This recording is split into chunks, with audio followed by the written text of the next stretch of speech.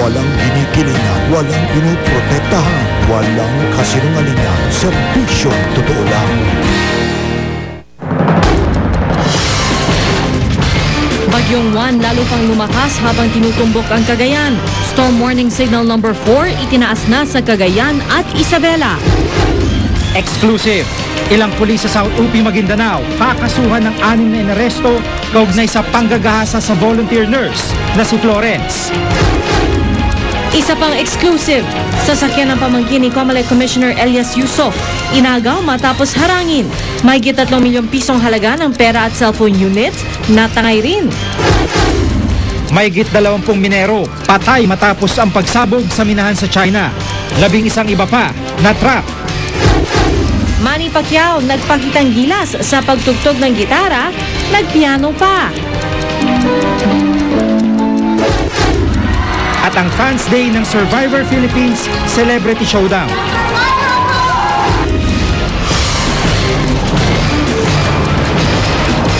Mula sa GMA Network Center, ito ang 24 Oras.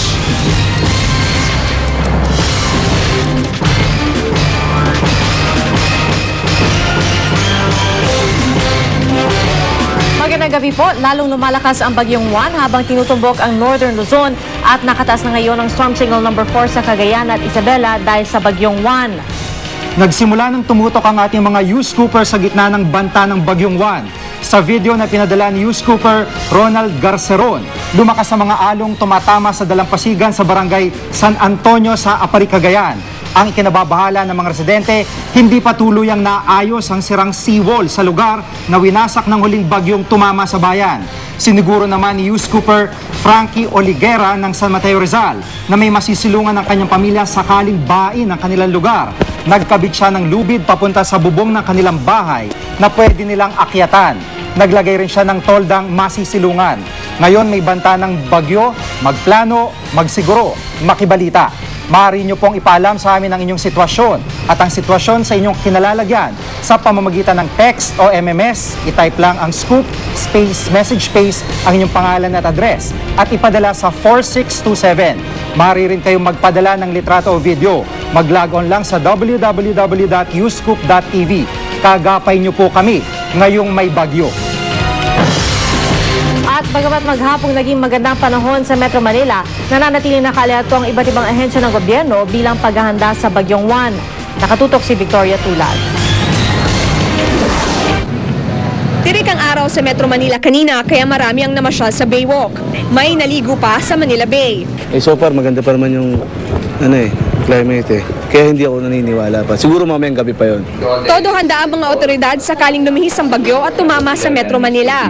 Nag-emergency meeting na ang Metro Manila Disaster Risk Reduction Council. The short-term objective is to craft a comprehensive disaster plan.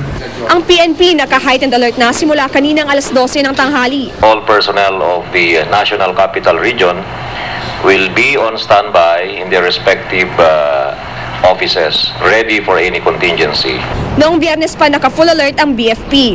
Magpapakalat din daw ng mga fire truck at ambulansya. Ang DOH naka-code white mula pa kahapon. Ibig sabihin naka-standby na ang mga gamot at mga team nito para sa anumang emergency. Ang DSWD nag-imbak na ng mga gamit sa warehouse nito sa Pasay City at Malate, Manila para sa mga posibleng evacuee. Ang MMDA ginawa ng 24 oras ang operasyon ng Oplan Unos, ang main disaster response unit nito. Handa na rin ang National Disaster Risk Reduction Management Council. Kanina ay pinakita nila ang ilang gamit ng reservist units na nakahanda na sa AFP headquarters. Nagkapagtalaga na rin ng disaster response units ang AFP at naghanda na ng rubber boats. Handa rin daw tumulong ang Amerika kung kailanganin. Inatasan na raw ng Pangulo ang MMDA na tulungan ang Cagayan sakaling di raw tamaan ng Bagyong Juan ang Metro Manila. Kung tatama po ang Bagyong Juan o hindi, handa po na siguro ang lahat. And with that, we assure the public of the readiness of all agencies involved. Victoria Tulad, nakatutok, 24 oras. At para po sa pinakahuling update, makakasama natin live si Ginoong Chris Perez, weather forecaster ng Pag-asa. Magandang gabi po, Ginoong Perez. Wala. Ginoong Perez, magandang gabi. Magandang gabi, P, at narito ang latest update natin sa bagyong Siwan. So patuloy po itong kumikilos papalapit ng ating bansa at kaninang alas 4 ng hapon, ang bagyong Siwan ay tinataya nating nasa layong 390 kilometers east ng Apari, Cagayan. Taglay ng bagyong Siwan ang lakas ng hangin na umabot na hanggang 225 kilometers per hour malapit sa gitna nito at ang pagbugso naman ng hangin ay aabot na hanggang 260 kilometers per hour. Sa ngayon, patuloy nating inaasahan na kikilos ng pakanluran sa bilis na 22 kilometers per hour ang nasabing bagyo. Ngayon, nakataas pa rin po ang storm signal number 4 sa Cagayan at Isabela, habang storm signal number 3 naman ang nakataas sa Batanes, sa Calayan Group of Island, sa Babuyan Group of Island, sa Apayao, Kalinga, Mountain Province, Ifugao, Quirino at Northern Aurora. Yung mga nabanggit po nating lugar, inaasahan natin na makakaranas ng masungit na panahon na may maalon hanggang sa napakaalong karagatan. Public storm signal number 2 naman nakataas sa Ilocos Norte, Ilocos Sur, Abra, La Union, Benguet, Nueva Vizcaya at sa natitirang bahagi ng Aurora. Storm signal number 1 naman ang nakataas sa Pangasinan, Tarlac, Nueva Ecija at Polillo Island. Ito pong mga nabanggit nating lugar ay inaasahan na makakaranas ng mga pag-ulan at pagbugso ng hangin, habang ang mga baybaying dagat naman magiging katamtaman hanggang sa maalon. Patuloy po yung pagpapaalala natin sa mga residente ng apektadong lugar, lalong-lalo na dito sa may public storm signals number 4, 3, and 2, lalong-lalo na yung naniniraan sa mababang lugar, malapit sa gilid ng bundok, na maging maingat at maganda sa mga posibleng pagbaha at pagguho ng lupa. Yung naniniraan naman po malapit sa mga tabing dagat ay maging alerto sa mga posibleng pagtaas ng alon or yung tinatawag nating storm surge. So patuloy po tayong magmamonitor sa bagyong Siwan at ang susunod nating severe weather bulletin ay papalabas natin mamayang alas 11 ng gabi. Pia? Ginoong Perez, kapag kasi po sinasabi signal number 4, medyo may konting pangamba po yun, no? Maaari nyo po bang ipaliwanag kung ano pong ibig sabihin nito at nangangahulugan ba na super typhoon na po ito?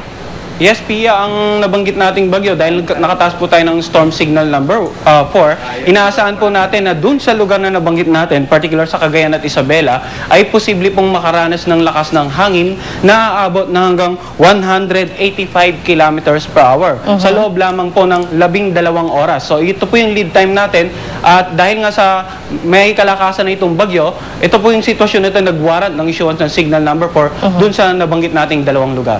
Sir, pwede po ba linawin lang po ulit natin, kailan ho magla-landfall yung bagyo?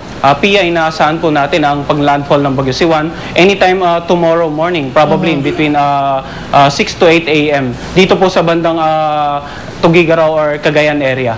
Alright, Ginoong Perez, gaya po nung ginawa po namin kahapon, papakita lang po namin yung forecast ng iba pang international weather agencies tungkol po dun sa magiging galaw ng Bagyong Juan. Ito po yung Joint Typhoon Warning Center ng Amerika at sa Tropical Storm Risk.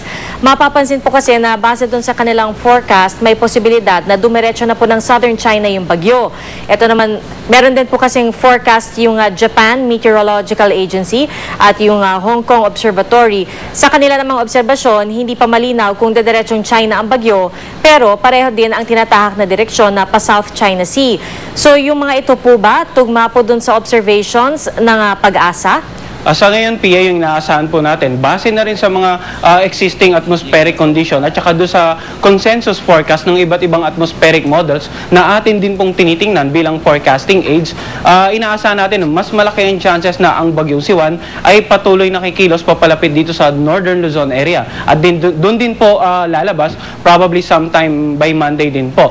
Now, yung mga ibang forecast na nagpapakita na magiging mabagal or lilis ito, sa ngayon is napakaliit po ng tsansa. Let's say, for example, 4 out of 5 atmospheric models ang nagpapakita na ang best possible scenario talaga sa nabanggit na bagyo ay tatama dito sa Northern Luzon area at mag-exit din po dito at tuloy-tuloy na kikilos patungo dito sa South China Sea. Ginoong Perez, magandang gabi po. Si Jig Manikad po ito. Meron na ho bang data yung Pag-asa na nanggaling sa mga Doppler radar natin kung gaano karaming ulan yung dala nito? O sinasabi kasi nila parang ang dadali ng ulan nito ay parang undoy? Initially, Gigi, itong radar natin sa bandang Aparis, hindi po kasi ito Doppler radar. So it's an S-band radar. So balit within a range of 250 kilometers, kung aabot na doon yung pinakang sentro natin, magkakaroon po tayo ng mas malaking estimate ng posibleng precipitable water nito, no, within malapit sa sentro nito. But so far, dahil nga ang naturang bagyo ay approximately nasa layong 390 kilometers pa ng pinaka-nearest landmass ng ating bansa, yung inaabot po na nabanggit nating radar ay dito pa lang po halos sa outer band ng nasabing bagyo. And yung pinakang estimate is roughly around 20 mm per hour. Ngayon, habang lumalapit itong bagyong Siwan sa kalupaan ng ating bansa, then mas magkakaroon po tayo ng mas malawak na scope ng radar. Probably magkaroon po rin tayo ng estimate dun sa precipitable water or amount of rainfall na mas malapit sa sentro nito. Gigi? Opo, yung nakikita nyo parang 22 kilometers per hour lamang yung takbo niya. Kung ito itatama sa kalupaan, mga gaano kalaking destruction yung maaaring dalhin po nito? Well, yung inaasahan po natin, ang current radius ng ating bagyo is around 350 kilometers. Ngayon, kung napansin po natin, ito pong mga dumami po yung mga lugar na meron tayong public storm warning signals. Kaya po yung iba yung paghahanda at yung pagtutok para sa mga latest update or weather bulletins ng Pag-asa ay patuloy po nating pinapaalala sa ating mga kababayan para hanggat maaari may iwasan yung kung anumang sakuna or distraction na may dulot na nasabing bagyo. Andun na rin po yung cooperation with the local government as well as with the local disaster risk management para mas lalo po nating mapaghandaan yung paglapit ng bagyong Siwan. Ang pinag-uusapan po natin dito, yung mata pa lang, paano po yung buntot, hanggang saan po ang sakop nitong buntot nito at tatamaan po ba Metro Manila? Sa ngayon, yung mata nito, inaasa natin, directly mag-cross dito sa bandang Northern Luzon area. No? So, balit yung nakikita po natin, from the eye of the typhoon, meron po tayong 350 kilometer radius. Kaya nga po, umabot po na hanggang as far as Pangasinan yung may mga storm warning signals natin. Now, with regards to the situation in Metro Manila, hindi naman po natin inaasa na magkakaroon tayo ng storm warning signal kung magpapatuloy po dito sa projected track natin ang nabanggit na bagyo. So, balit posible pong makaranas tayo ng kaulapan at mga pag-ulan and maybe occasional strong winds sa probably by Monday or Tuesday po.